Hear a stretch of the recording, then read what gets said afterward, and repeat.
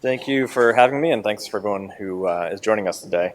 I have 70 slides in 30 minutes, so I'm going to run through some stuff kind of fast, but my apologies. Quick intro, already covered. Mike McCabe, so I run a consulting company called Cloud Security Partners. We are an engineering-focused security consulting company, so we work with developers, cloud engineers, DevSecOps folks, to help them move to the cloud or build applications more securely. So with that, we've done a lot of work in the financial space. They usually have well-regulated enterprises, a lot of applications, big cloud footprints, and we've done a lot of work in the infrastructure as code space and learned a lot of lessons that I like to share doing this talk. The big thing for me is that I think most people's experience with security, if you're on the dev side, how many devs are here compared to security folks? Okay, it's a decent amount.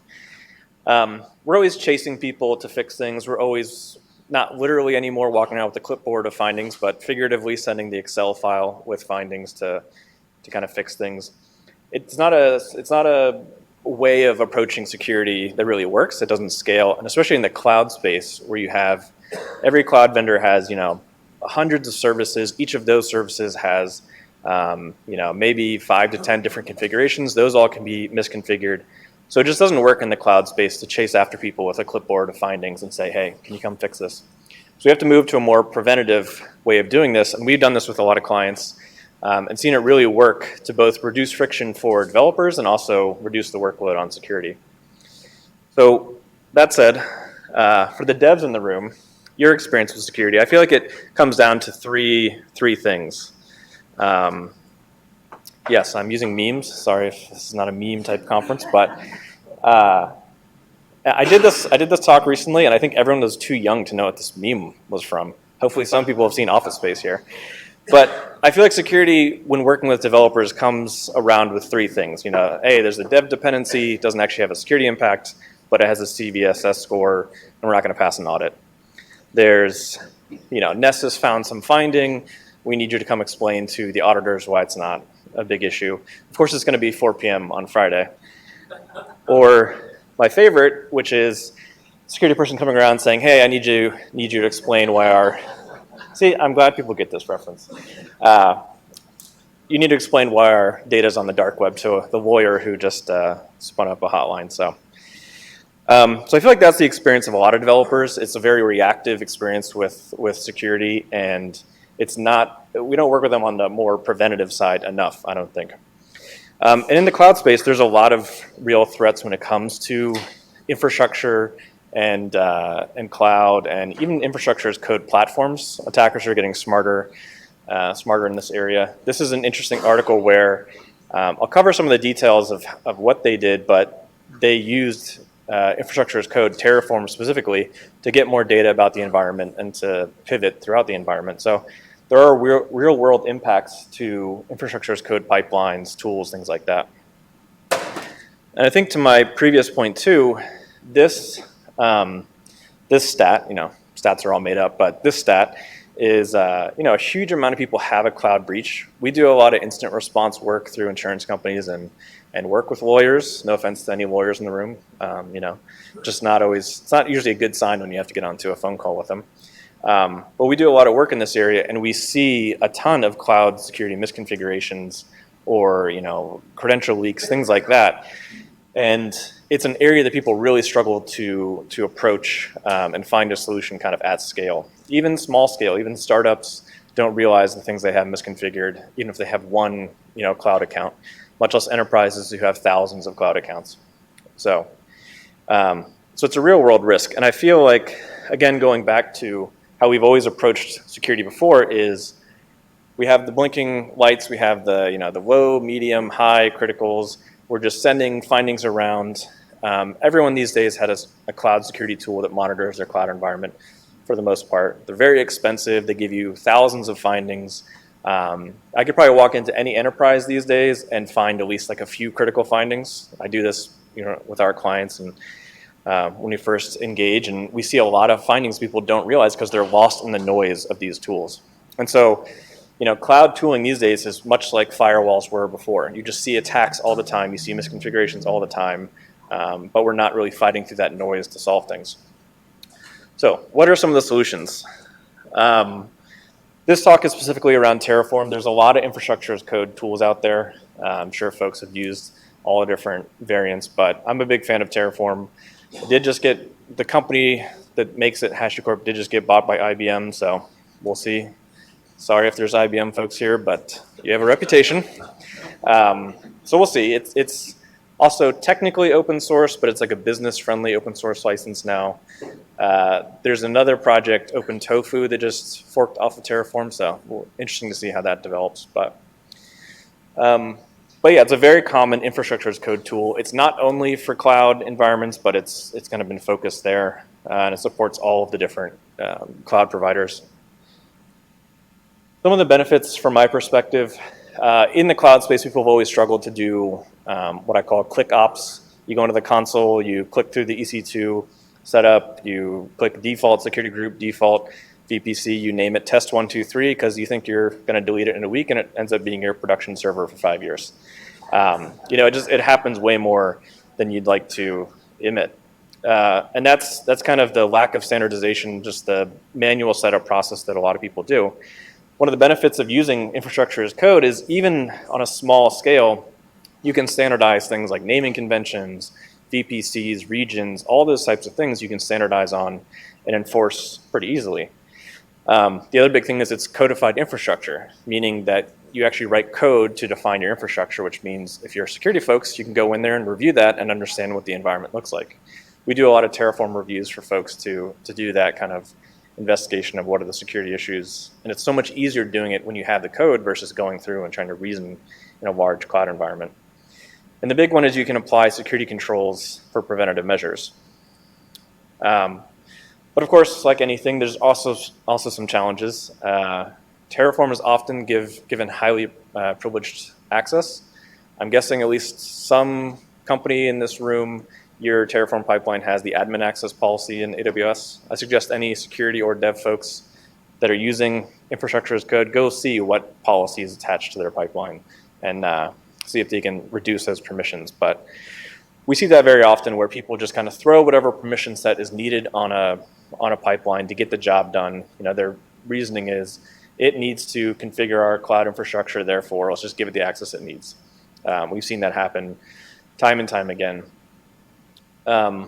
It's also a great way to get more access into a cloud environment if you have a malicious user, or an attacker that gets access to either a pipeline or gets access to a developer machine. And it's a great way to get data about the environment too. So real quick, since it's kind of important to understand how these tools work, I'll cover a little bit of that. But Terraform is a stateful tool, meaning that it tracks the state of what it creates or destroys or updates, whatever it might be. That's different than a lot of tools we used to use. If you're old like me, you've probably written Perl to define server configs. I still have the nightmares too, don't worry, it gets better. But yeah, I mean, we used to do very terrible things of writing bash scripts to configure servers and software and all those kinds of things. And we're moving to a better, more operational state these days. But what Terraform will do is it will take what you write as infrastructure as code, you run a Terraform plan, it builds this dependency tree of everything that needs to be built before it actually gets built, tells you what it's going to do, and then you run and apply, and that's when it actually goes out and does those things. So a classic example is if you run a shell script to create an S3 bucket, but you haven't created the KMS key that you're referring to it in that S3 configuration, it's going to error because it's referencing something that doesn't exist yet. With Terraform, you just say, hey, I want this bucket, I want this KMS key. If it doesn't exist, create it. It does all the magic on the back end for you, so you don't have to think about all of those kinds of things. And then you can manage that state through Terraform going forward. So any updates, creates, destroys, whatever is all managed through Terraform when you update your code.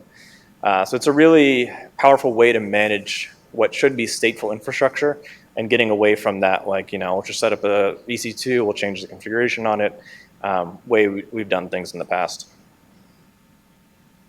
And an infrastructure pipeline doesn't look that much different than an app pipeline. If anyone does, regular code deployments through CI/CD, it's mostly the same thing. You have your your GitHub, your GitLab on the left side, you check in your Terraform. Hopefully you're not using Bitbucket, but I know there's still some people out there using that. You use something like Terraform Cloud, or you run it on a Jenkins server, something like that, that actually runs Terraform. Then that reaches out to your cloud provider to change the configuration. So it's not really any different than an app pipeline. It's just you're using Terraform in the middle part. And what does Terraform actually look like? This is 12 lines of code that is all you need to set up an EC2 server. So it's a really simple language spec, which I think is great. As someone who's done application security for a long time, a lot of code reviews, the more complexity you have in something, the harder it is to reason about it. So Terraform as a language is super easy to get started with. It's really easy and lightweight to kind of understand what's going on. But the interesting thing about it is, like I said, when you give it what's called HCL, that's what this language is called, and run a plan, it's doing a lot of magic on the back end, where it takes that really simple configuration and it does a bunch of decisions on the back end to say, okay, what are all these other values we're not setting? And this is what a plan looks like. This is basically a big JSON document. But you can see there's a lot of detail here that you don't specify. And there's even kind of security impactful fields there if you look at get password data. So there's a lot of complexity going on in the background that's kind of abstracted away from you, but it still has a security impact. And you have to kind of reason about what that means. And then once Terraform runs, it updates the Terraform state. This is the file that actually manages your state, if that makes sense.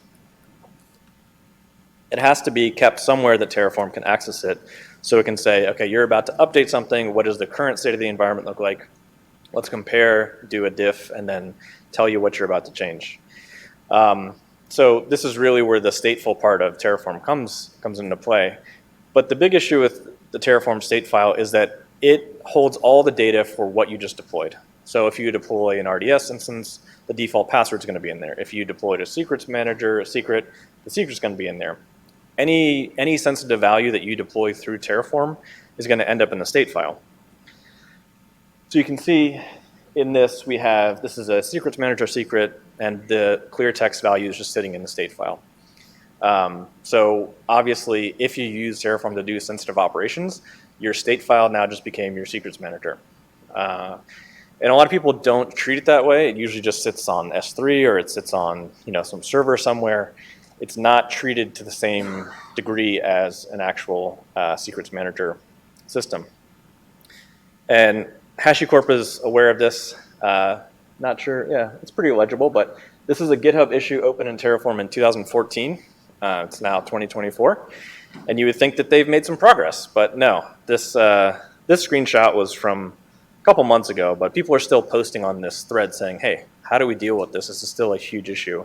We have secrets in our state file that generally a lot of people have access to because you have to have access to the file in order to run Terraform. So it's a pretty big gap in the Terraform ecosystem, and it's not one that they've solved. One thing that's interesting about the fork open tofu is this is actually one of the first things they're planning to tackle by encrypting the secrets in the state file. So that's already released? Awesome. Yeah, so I mean, you have to kind of question why HashiCorp, worth billions, didn't fix it, and OpenTofu within like a year has already addressed it. So that's awesome.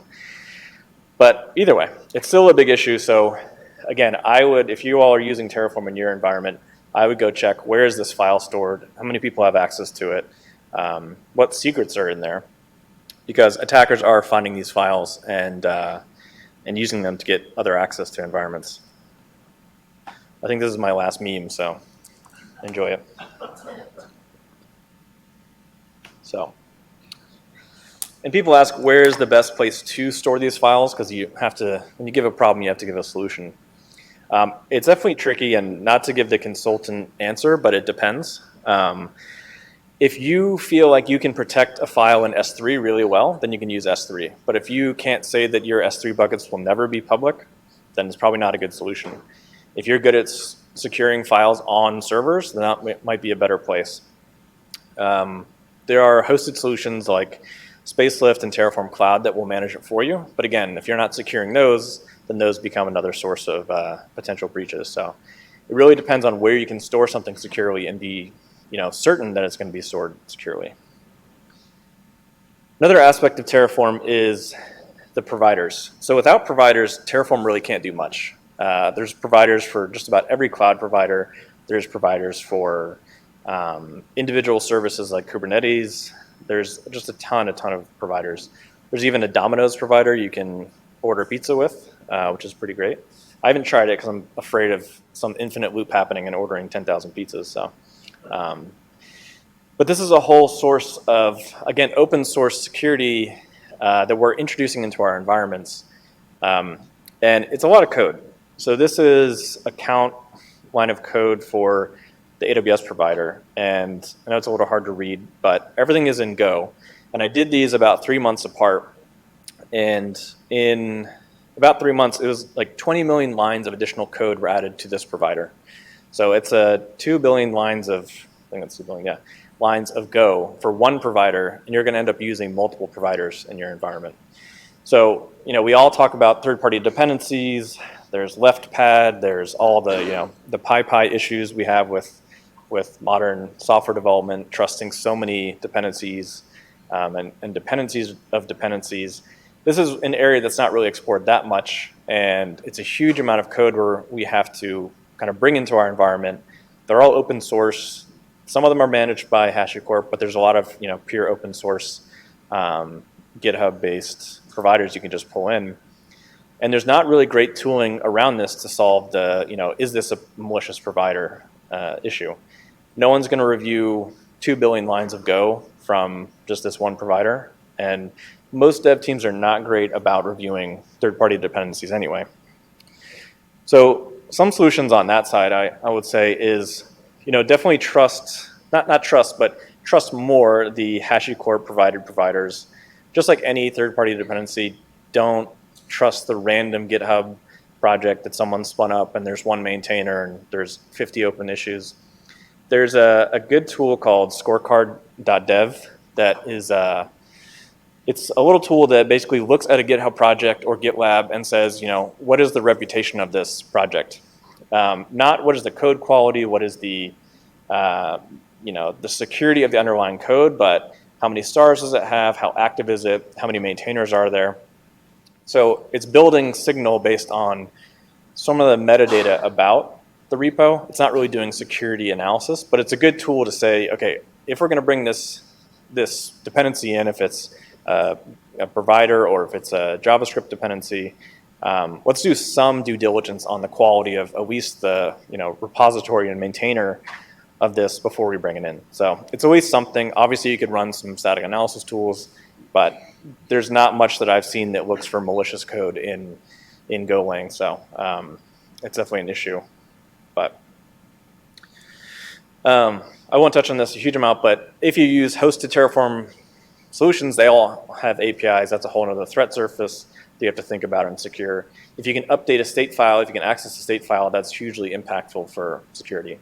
I always think about if someone has a pipeline that has access to everything and you can update that state file, just import all of their resources into the state file, run Terraform destroy, you just wiped out all of production. And that's not a very far-fetched attack to actually pull off in a lot of environments just due to how they manage things. Another area of security to kind of think about when it comes to Terraform is they have to work with cloud credentials. If people are familiar with STS and assuming a role in AWS, you get temporary credentials that the Terraform provider will use to assume a role to go out and do whatever it does in the cloud environment. HashiCorp, in their great wisdom, no one from HashiCorp here, is there?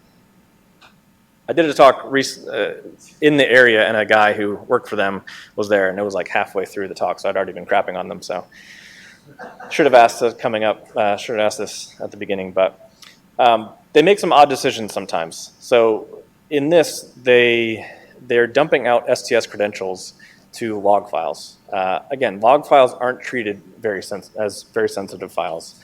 They're just left on servers. They're sometimes sent into Splunk or other logging solutions. They're not treated like secrets manager solutions.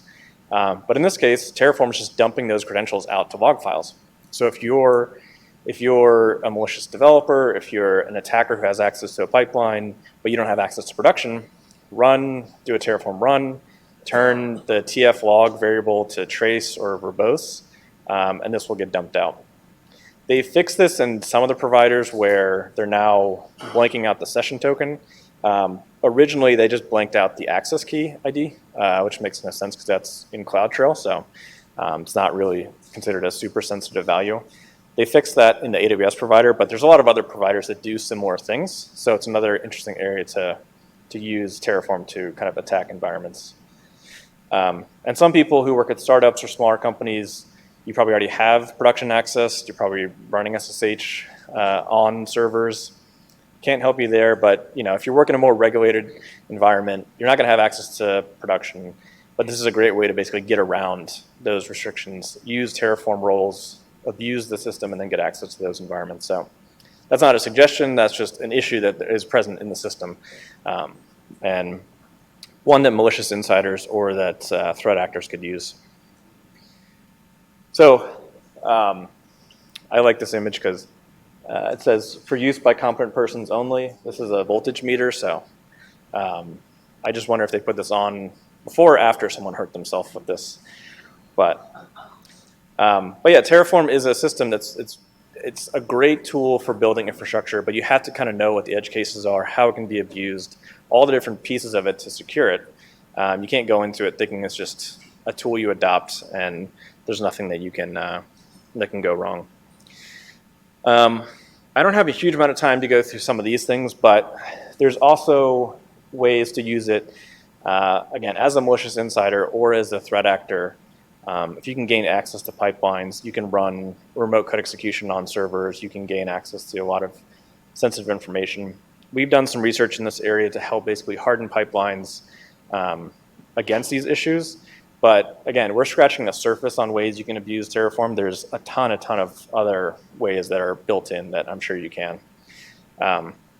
So more research to be done there. But there's things like remote exec where you're basically given the ability to run scripts on a server. So again, if you're working in a startup and you have access to everything, if you're MySQLing into RDS, this is not applicable to you. Good luck with that. But if you're in a more regulated environment, that's when you're not going to have access to everything, but you can use something like this to basically get access to production servers. So you could use something like remote exec to run a script to basically, after provisioning, do, I'm not sure if people are familiar with Netcat, but it's just a little tool for doing network tunneling. But set up a production server, run Netcat after it gets stood up, you now have a reverse shell out of your environment into production. Again, not a suggestion. This isn't legal advice. This is just something that could be done.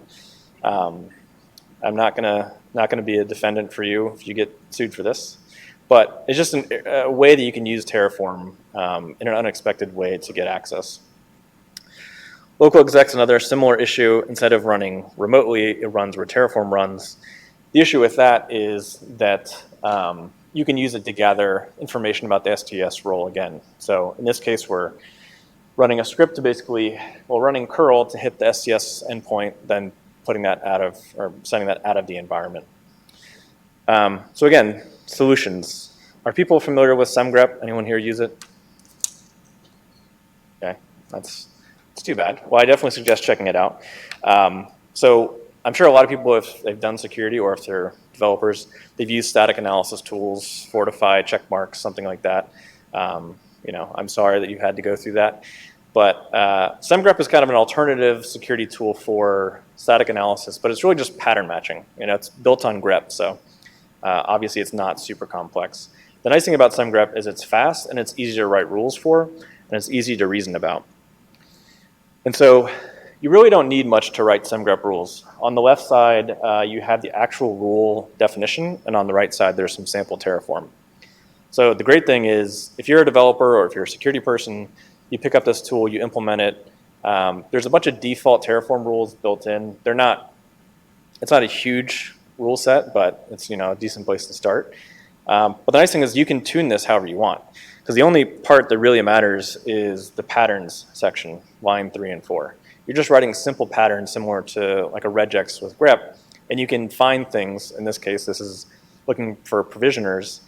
to prevent people from doing kind of malicious things using semgrep. So it's a really good tool. I definitely recommend if anyone's not using a static analysis tool, run it against your code base. There's a paid version, but you can use the open source version and get a lot of value from it. And definitely run this in your pipeline against your Terraform as well. Running out of time, but really quick, can anyone say what's wrong with this Terraform implementation?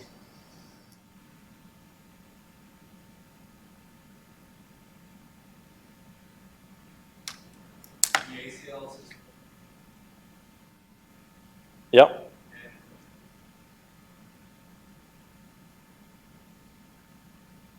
Yeah, no, you're on the right track. It's actually three things.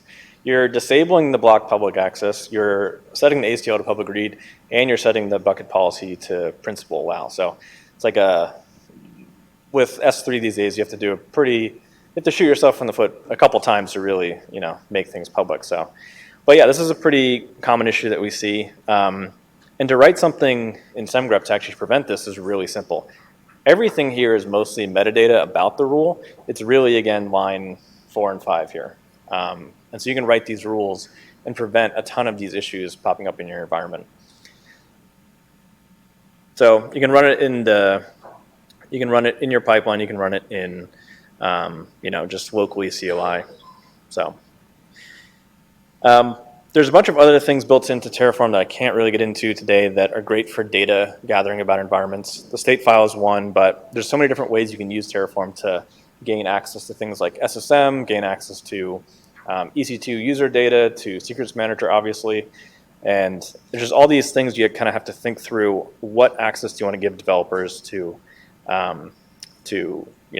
make their day-to-day work without giving them too much access to abuse the system? So can't really go through all of these, but there's quite a few different ways you can use it to abuse the system. Here's an example of using it to pull out all the secrets in an environment. If you do, secrets read star for everything in your secrets manager, I can just go into Terraform, use it to pull out every single secret. If folks here like malicious, if like doing red team stuff, a colleague and I put out a training that's on GitHub called Terrified. Very creative, I know. It has all these types of labs. You can learn more about the abusing Terraform side, remote exec, local exec, pivoting, all those types of things. So it's open source. Definitely check it out. There's also slides in there, a half day and a full day slide deck. So definitely check those out if you're interested in this. We also have a malicious Terraform module that you can use. Again, not legal advice. This is for if you're a red teamer, if you're a pen tester, or something like that, to just try to use these techniques. Basically, you can import this into your Terraform and run a bunch of these different techniques through it. So yeah, that has a few things built in. But if you want to go past the typical static analysis, there's other tools out there. Two that I've worked with the most, which is OPA Rego. Anyone here use Rego for anything?